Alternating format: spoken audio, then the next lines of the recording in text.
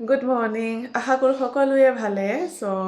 আজি এটা ধুনীয়া ব্ৰেকফাষ্ট বনাম, তাৰে ভিডিঅ'টো আপোনালোকৰ লগত শ্বেয়াৰ কৰিলোঁ। ভাল লাগিলে ভিডিঅ'টো শেষলৈকে চাব ব'লক। মই যিটো ব্ৰেকফাষ্ট বনাইছোঁ এইটো সকলোৰে ঘৰতে পোৱাই যায়, এনেই নাপালেওতো বিহু সময়ত পোৱাই যায়। বৰা চাউলৰ দৈ, মই বৰা চাউলখিনি অলপ ঘিউত ভাজি পানী দি সিজাই ল'লোঁ। আপোনালোকে ইচ্ছা কৰিলে পোলাও নাইবা নৰ্মেল ভাতৰ লগতো খাব পাৰে, বহুত টেষ্টি হয়। যিসকলেতো বনাইছে তেওঁলোকে জানে বাৰু।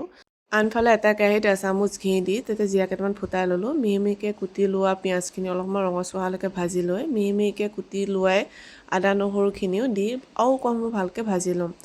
ইয়াতে 1 চামুচ কাশ্মীৰ ৰেড চিলি পাউডাৰ, আধা চামুচ জিৰা পাউডাৰ আৰু ধনিয়া পাউডাৰ দি অলপ সময় ভালদৰে ভাজি তাতে হালধি গুড়ি আৰু নিমখ সোৱাদ অনুযায়ী দি দিম। এটা আপোনালোকে চেনি এচামুচো দি দিব। তাৰপিছত ভালদৰে ভাজি গেছটো অফ কৰি দিম।